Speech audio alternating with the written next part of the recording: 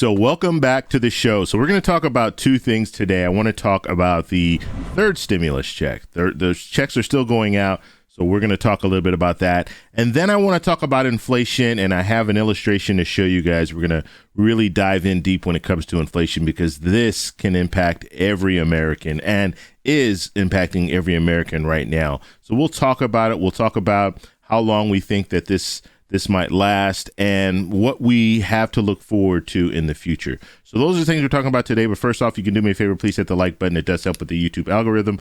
Also, please subscribe to the channel. Hit that little bell notification. That way you'll get notified anytime we put out a video. Okay, and like I always say in the comments section, if you see my name and you see my picture profile, make sure there's a check mark next to my name. If there is not a check mark next to my name, it is not me. It is someone that's trying to impersonate me. Okay, so the first thing I want to talk about are stimulus checks. So stimulus checks are still going out. We're talking about from the last stimulus package.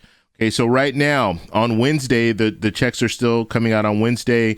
Last Wednesday, 2.2 million payments were sent out to individuals. So they're still sending out the plus ups. They're still trying to get in contact with people who they could not get. They didn't have information on. They didn't have banking information. So they're still trying to locate people so they can send out checks.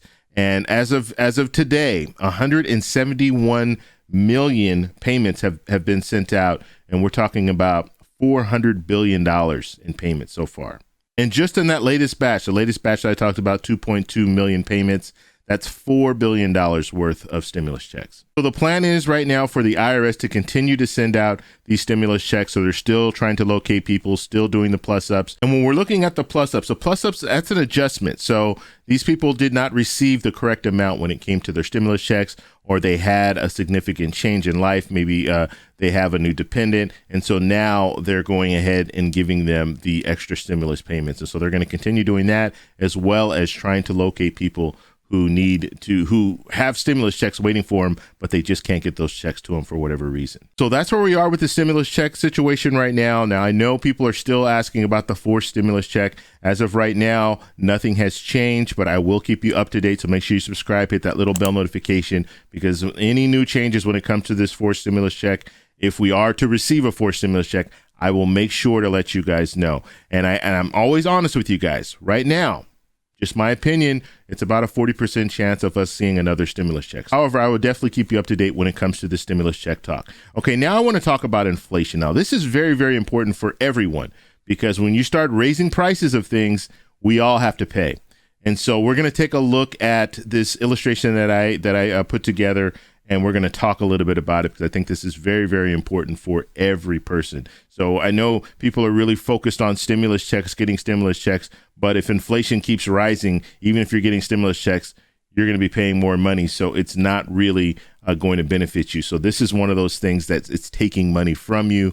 And so that's why we really need to focus on it. And I plan to do inflation updates, as well as stimulus check updates, as well as this infrastructure bill update, because this is something we have to watch. Okay, so let's go ahead and take a look at this illustration that I have here. So we're looking at inflation. So this is going to be our update here. We're talking about the consumer price index. Now, it rose from 0.9% to 5.4%, and that's in June. So this is a large increase. So in the last 13 years, this is the largest increase that we've seen.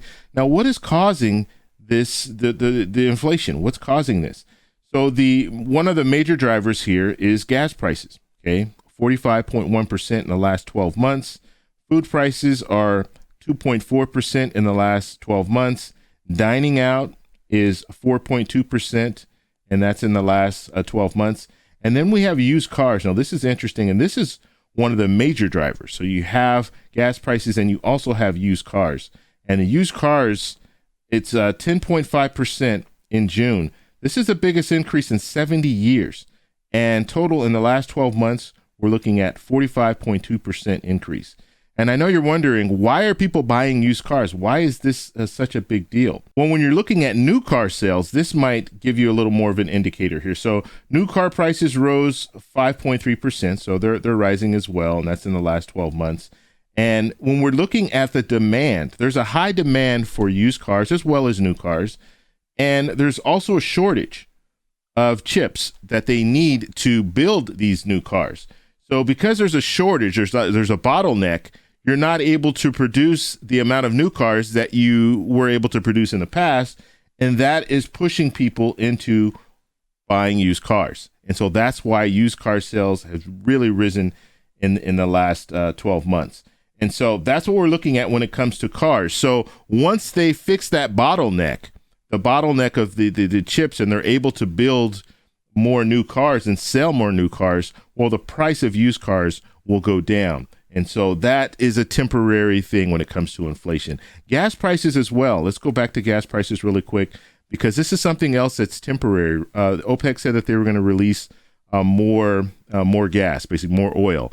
And so that will drive the price down. But due to the pandemic, they didn't need as much fuel. So they weren't, they had a bottleneck on that as well, because people weren't traveling and they weren't even driving in their cars. A lot of people were on lockdown, so they were at their home most of the time. So once they start releasing these different bottlenecks, then that's when we'll see the prices start to drop back down. That is the anticipation. So let's all hope that is what happens. Now let's look at travel. Now travel, this is one of the things you guys know I like to travel.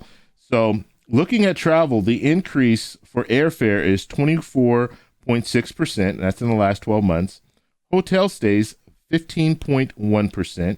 And so they're both up, but they're still below 2019 numbers. So that's good. That's good. I mean, it's not good that they rose, but it's good that they still haven't reached that 2019 level. Let's hope that they start to go back down a little bit, because I just came back from Hawaii and things are very, very expensive in Hawaii. They always are, but even more so. I mean, you're talking about a dozen eggs, it's like $8. You're talking about a bottled water, 24 case bottled water is like $9. So things are not cheap in Hawaii. And I'm sure all around we see the increase in food prices and restaurants. So we know that prices are starting to rise when it comes to food and groceries and things like that. Now, what is the Fed doing? So Jerome Powell, he indicated that they don't plan to raise interest rates right now. They're looking at this, and the White House and Jerome Powell are both saying pretty much the same thing. They think this is temporary, and they think it will last for a few months, and then it will start to go back down. Now, if it doesn't, Fed Chair Jerome Powell said that they could look at raising interest rates a little early, but they don't plan to do that right now. So that's where we are when it comes to inflation.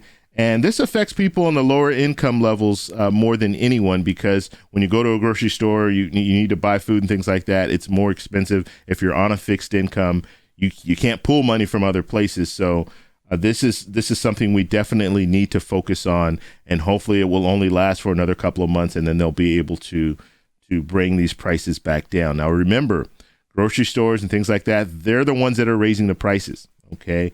So when it comes to inflation, let's hope that things will settle down and everyone will be in a better situation. Now, I want to show you one more thing, and let me go back and show you this picture here, because I thought this was really interesting, and I usually fly on this airline carrier, so I kind of know the routine, and I have not flown since the pandemic. Okay, so I will say that, but I had 2 flights. I flew up to Hawaii and then flew back. And so on my flight up, things were pretty much the same. Okay, there was no real changes when it came to the preparation of the food. But on the flight back, it was a little bit different. I just want to go over this with you guys, because we're looking at the airline industry, and I've talked about the airline industry before, and we know that people receive stimulus checks, businesses received EIDL money, PPP funding, and the airline industry, they got a bailout from the American people. So they were also getting money. On top of the PPP funding and the EIDL, they received separate funding. And so that kept them afloat. And if you remember back in October 1st, the airline industry was saying that, and this is of 2020, they were saying, look, if we can't receive more money, then we're going to have to lay people off and do all this. And the outcome of that is they did lay some people off, put them on furlough. They had early retirements, and you just saw, I talked about this like a month ago, where you had some airline carriers that it was hard for them. They're still struggling to get people back because they laid off a lot of people, or they had early retirements, and now they have to retrain all these people.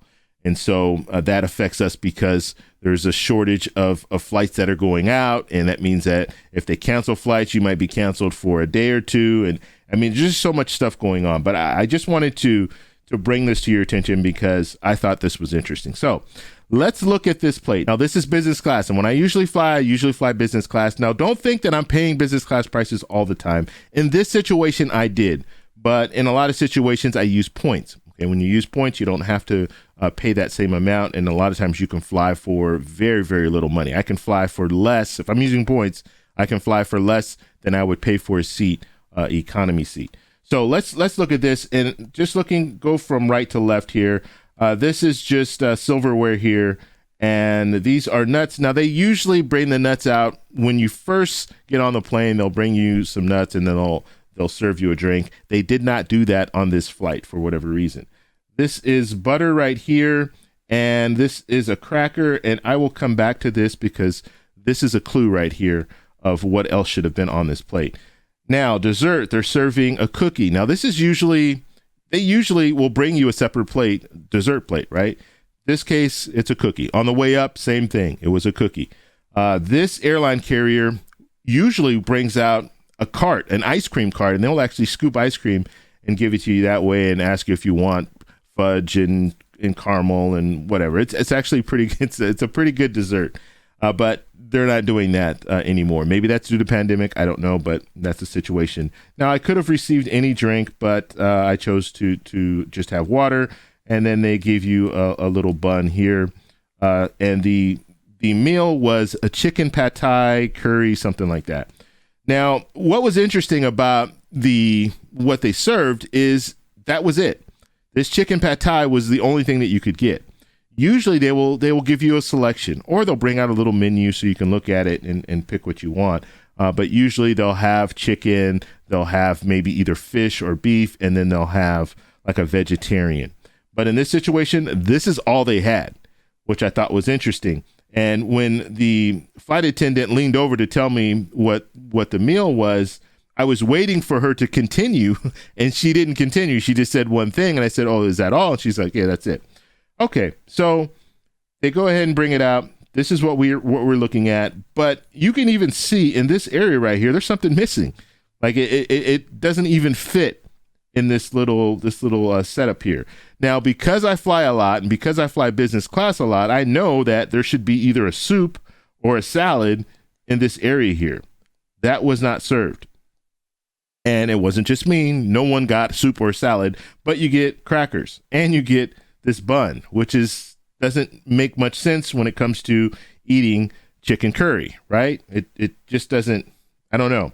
It doesn't go. But if you think about it, if you take off the bun and you take out the crackers, you really don't have much on that plate.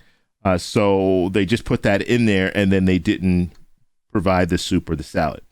Now, why is this a big deal? It's really not a big deal, right? I didn't get a salad. Okay. But when you're looking at inflation, you're looking at airlines charging more to fly and they're providing less when it comes to a meal.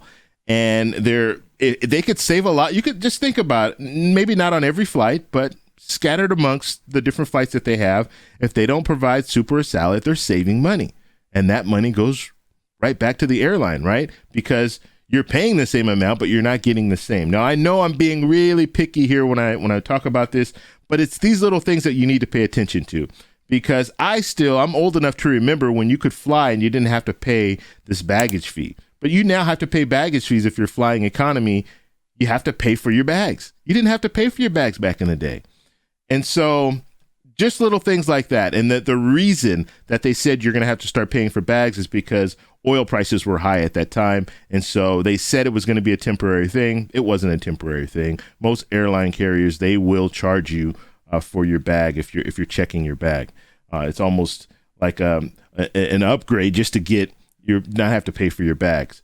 So I just thought that was really interesting, just looking at that plate. Maybe this is the start of something new. I hope not. But you're paying a premium when you're flying business class, but they're taking out little things.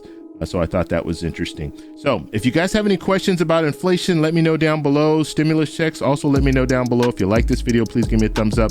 Please subscribe for more, and I'll talk to you in the next one. Bye.